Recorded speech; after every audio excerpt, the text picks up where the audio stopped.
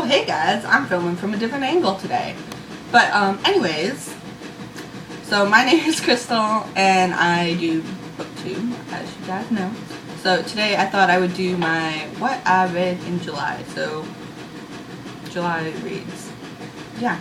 So I read a lot more than I normally do, and I'm like super proud of myself because I got so much done. I actually read 9 books this month. And I'm going to share them with you. But I read 9, so I'm going to tell you a little bit about them. And one of them I just finished this morning. So, here we go. And this is also because of Booktubeathon 2 that I read so much. The first book that I read, well, rather listened to, it's not like, I'm not doing this in order of when I listen to them, just how I have my stacked. This is all these books. But anyways, so the first book that I read was Tiger's Curse, and that was the audiobook, which was a challenge for Booktubeathon. And that book was just about a girl named Kelsey, and she goes to the circus to volunteer there because she needs a job, and then she meets Ren, and Ren is a half tiger and half human because there was this curse put on him. She also meets his brother Kishan and Mr. Kadam, and they all travel to India to help Ren and Kishan break their curse of becoming just becoming men again rather than tigers and a man.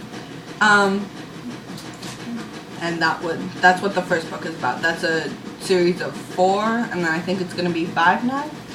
The next book that I read was A Midnight Summer Dream, and that was just a little graphic novel that I picked up from the library. I don't have a picture to show you, but let's just pretend like it's right here.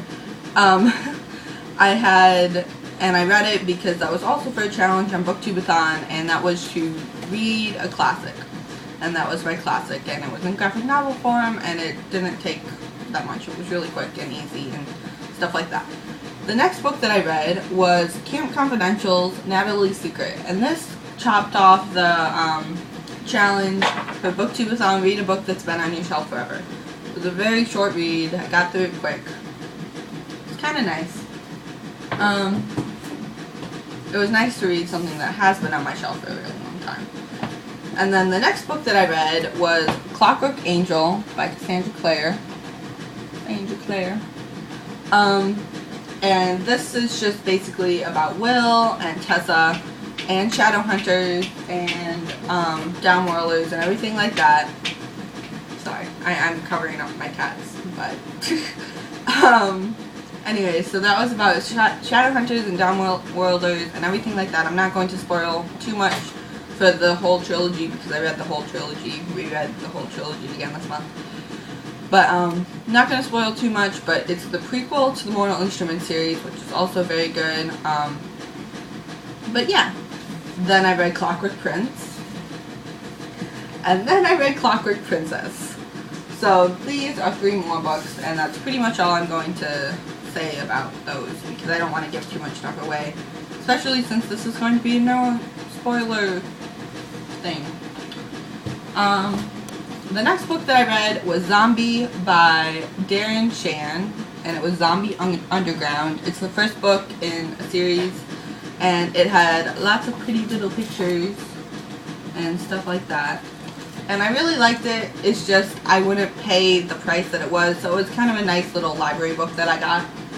And then the next 2 books that I read were the first 2 in the Renaissance trilogy. And the 3rd one comes out soon. It might already be out. I don't know. All I know is that I don't think they have it at my library. The first book was Die For Me and both of these are by Amy Plum.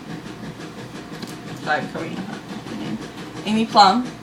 And they were just about this girl named Kate, and she lost everything when her parents died, and she had to move to Paris and leave all of her friends back in America and everything like that. So, and then she came to Paris and she met this guy named Vincent and they fell in love, and except he's not human. He's kind of like a zombie, but not really because he still looks like a human. He basically has to save other people's lives and die for them to like keep on living as a human, because if not, then he dies. So this was Die for me, and I have my little bookie marky things. I'll probably be doing a quick review on this one and this one later on today or maybe tomorrow. And then the next book, this was the second book in the series, and that's Until I Die, also by Amy Plum. And then I'm not going to really tell you guys too much about this one because I'm afraid it might spoil some stuff. But basically, her and Vincent are still together, and the enemy, who's the Nume, I don't know how you would say it, but they're basically like the bad guys, and they're trying to get Vincent. And you're also introduced to two new characters, Violet and Arthur. Can't talk today. But anyways, so that's what this book is about, and I gave both of these 5 out of 5 stars on Goodreads, and I'm telling you that they're 5 out of 5 stars because I really enjoyed them. So that's all I have for this video right now, but soon I think I might make those videos later on today for my August TBR and the reviews on the 2 books.